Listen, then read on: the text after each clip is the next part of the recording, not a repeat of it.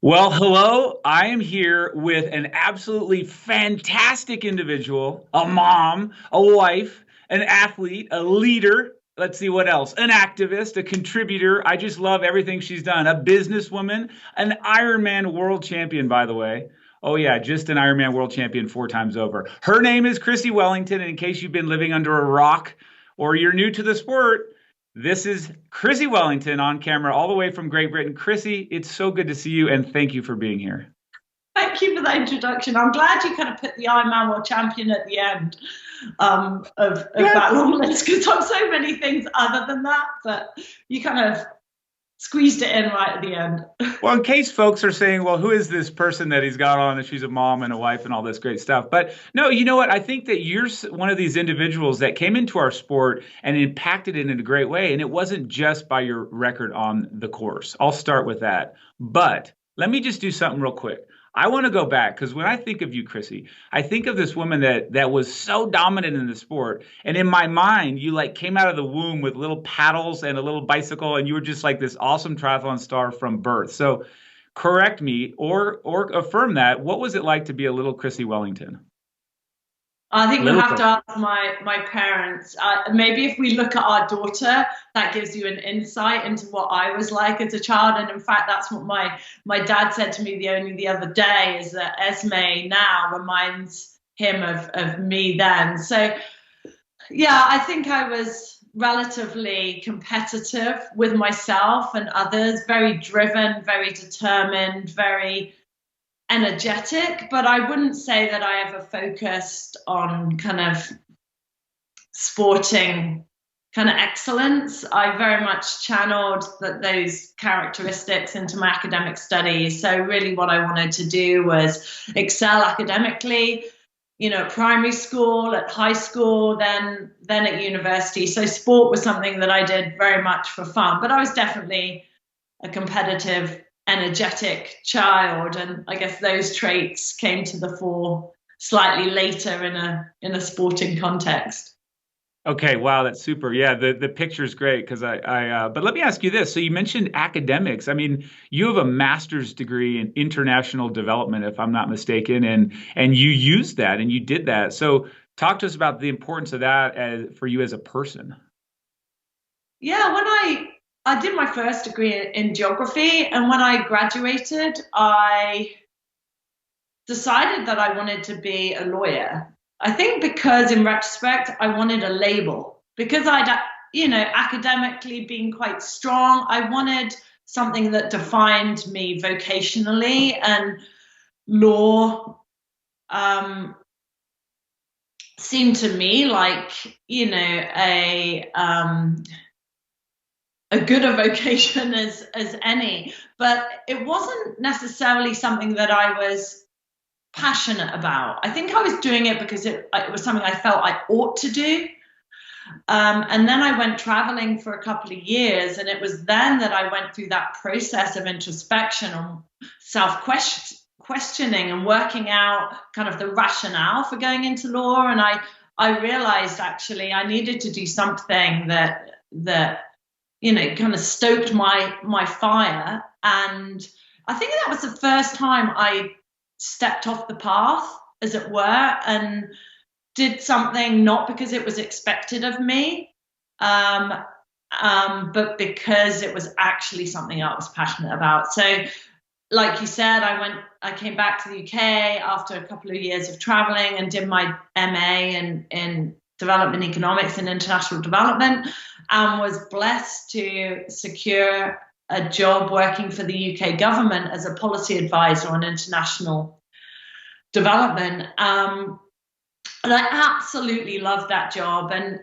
although, to your point about me seemingly coming from nowhere, I think I came from, well, I did, every athlete comes from somewhere. It's just that some athletes don't necessarily take that conventional path to professional sports. So I think I was shaped as an athlete by those experiences, by my academic studies, by my first career, by the time I spent living and working in Nepal. All of those experiences provided a foundation, but maybe not in the most conventional sense when it comes to professional sport. But then when I went into professional sport, I was determined to use it to its fullest effect. So use it as a platform and as a springboard. And I remember very early on that I was struck by the incredibly selfish nature, self-absorbed nature of professional sport. And it was very much about me and my personal goal.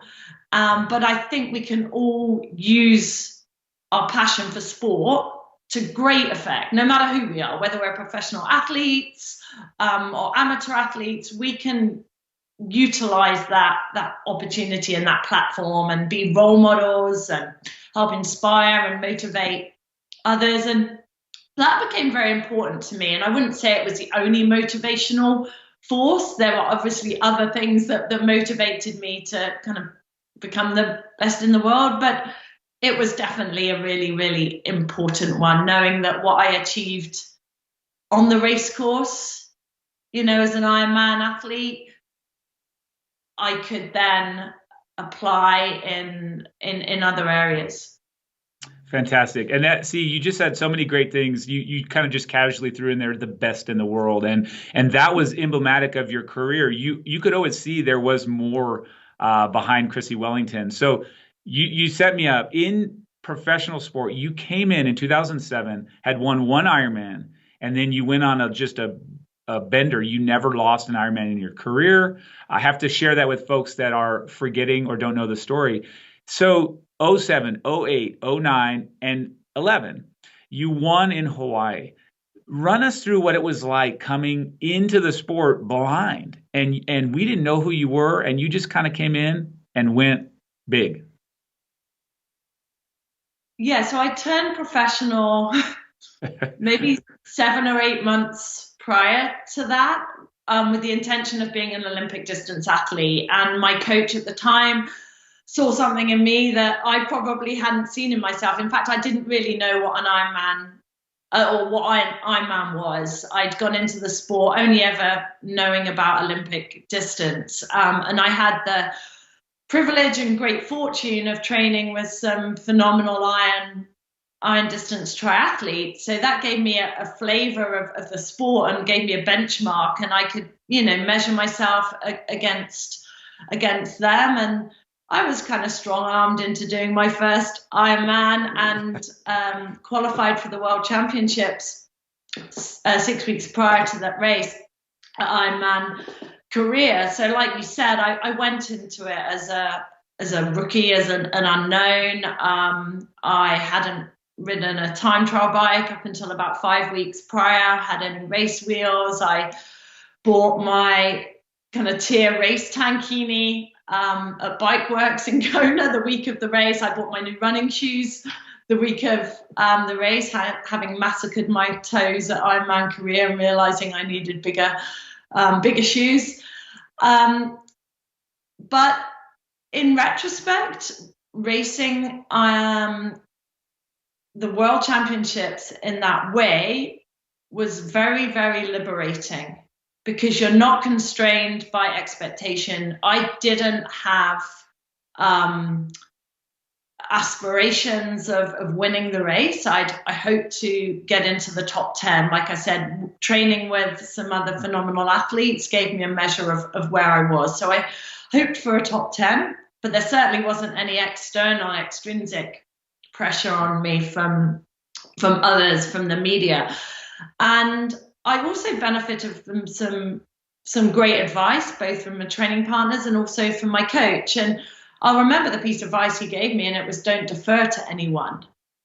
And that proved to be incredibly valuable, because when I was racing and when I eventually went into the lead, there was no deference. There was a respect for my other competitors, as there always is, but there wasn't a deference necessarily to the history or to previous champions, because I wasn't a historian of the sport. I wasn't experienced in the sport. So I raced free of the constraints of, I guess, expectation and of deference. And that served me well. But having said that, to win was, to say it was a surprise was an understatement. It was something that I could never, ever have expected. And we hear a lot about imposter syndrome, and I think there was an element of that. I remember thinking, well, I've won not necessarily because I've had a phenomenal day, but I'm sure the other athletes just didn't have the best day, and I won by default, as it were. And I think it was only as I continued to race and I continued to win those races that I realized that I had a talent for the Ironman distance. But I wouldn't say I was ever I was ever blessed with a huge amount of confidence, especially in the early days, about my capabilities and my capacity to win that race. So good. I love hearing this. And folks at home, just remember a couple of those lessons. If you're an amateur, she won. She never lost, but confidence came gradually. For you, a gift, a lesson to the amateurs. Also, you went in there and learned as you went. And then pros, don't defer to anyone. That's a good lesson.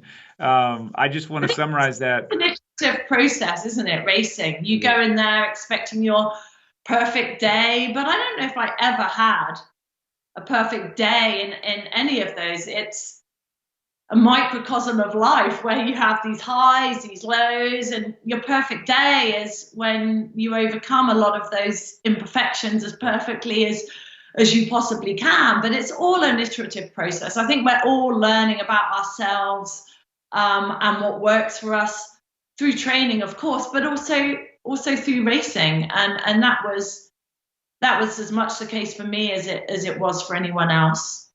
Yes, absolutely. Okay, so this question, 2007, your first win, 2011, not starting, or 2012, when you overcame so much to win, which one was more difficult, 7, 11, or 12? Oh, so I missed 2010 and 2011 was my last one. Sorry. What yep, was most difficult?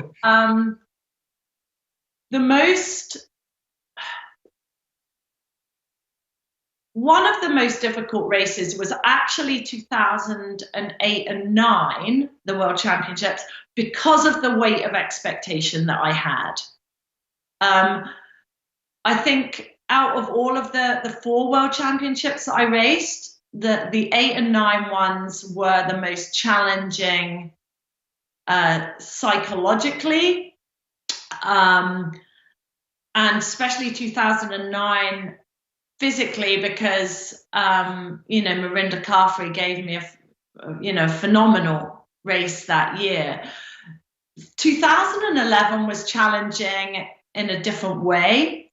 It was challenging physically because I was somewhat debilitated from a bike crash.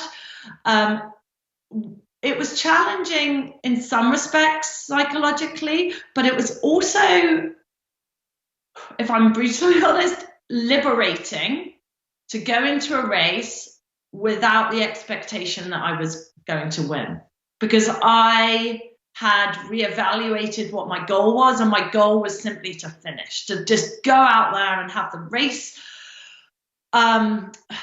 just to give everything to the race, but without the constraint of expectation. And I certainly don't think that the media expected me to perform as I did, because of the very visible kind of injuries that I was carrying. And in a way that was, like I said, quite liberating. And I was very much process focused. So very much focused on just racing and getting the most out of myself every moment rather than an outcome. And 2011 was challenging in a very different way. Again, in retrospect, it was the race I'd always craved, the race where I had to battle within myself, where I had to battle with my competitors. And I think it was the race where I proved to myself finally that I was worthy of being called world champion.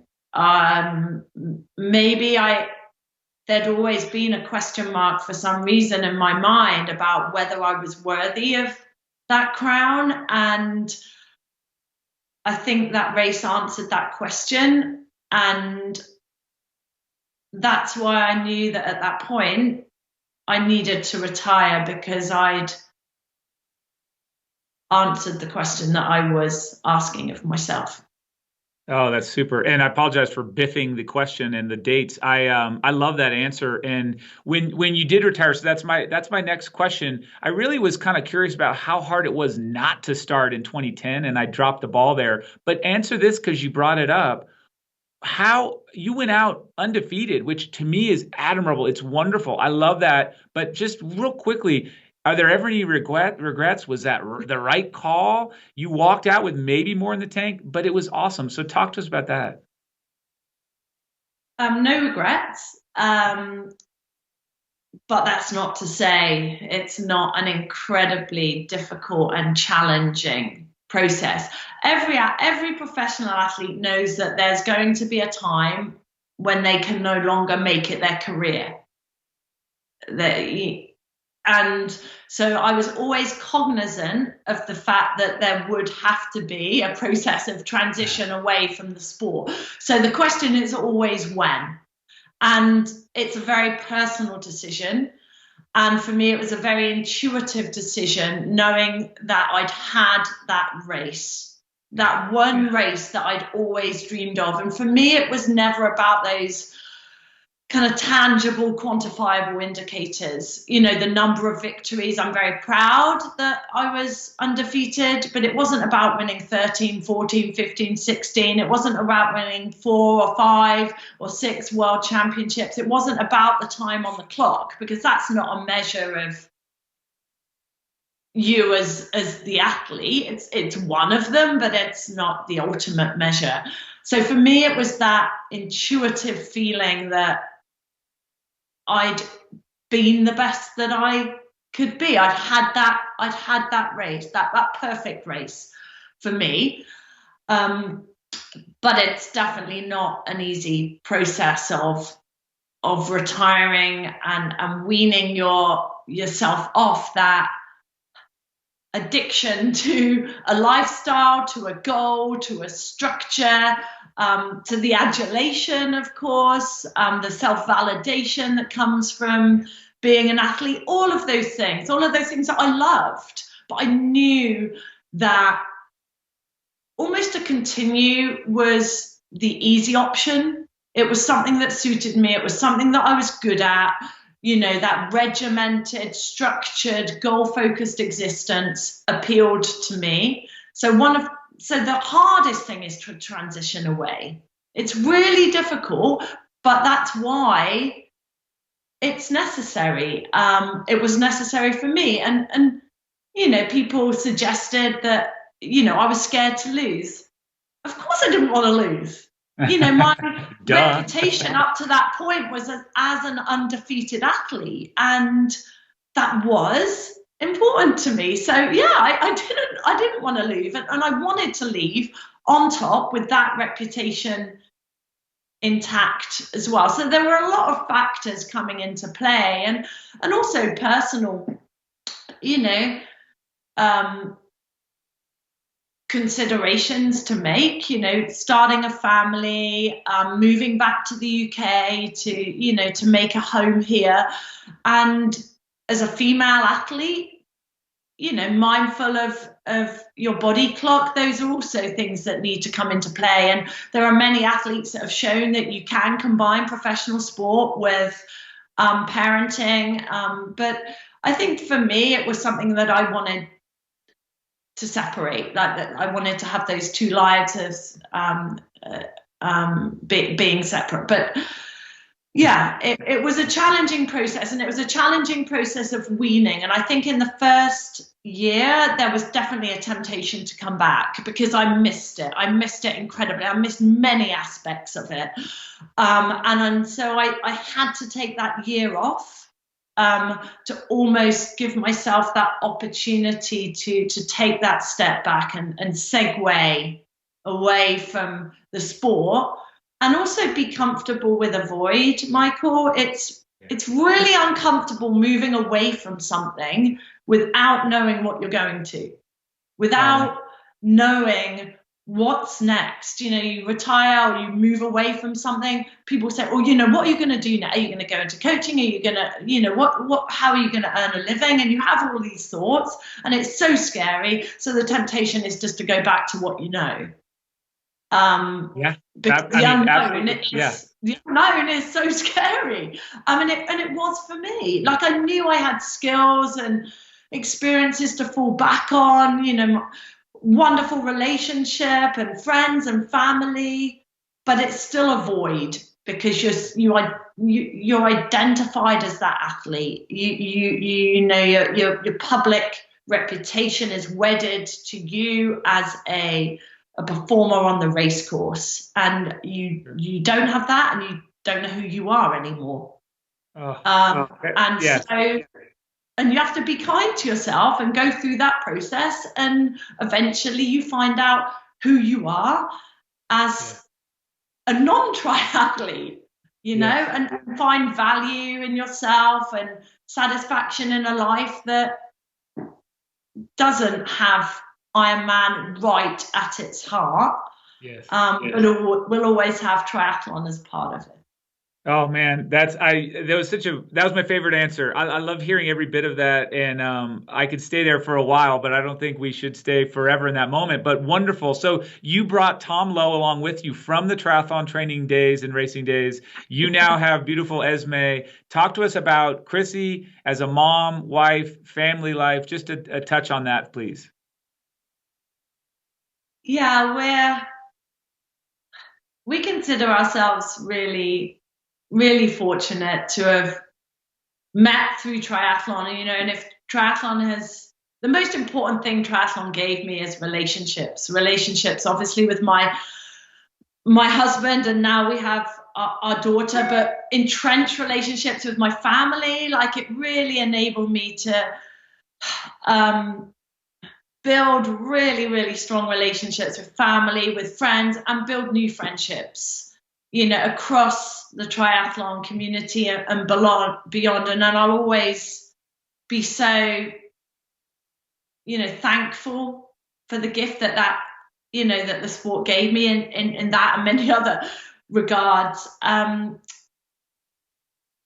life now is a lot different to what it was. It's not singly focused on triathlon. We live in a small village south of city of Bristol in the UK. I work part-time, so 3 days a week, for an organisation called Parkrun. So I'm global head of health and wellbeing for them.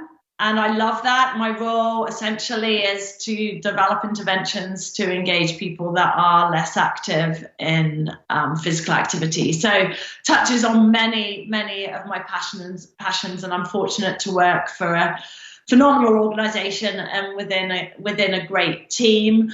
I do some corporate public speaking. I still do quite a bit of writing and very much enjoy that. But also, Tom and I like to be very, very present in our parenting of Esme. So we both work 3 days a week and dedicate a lot of time to being together as a family.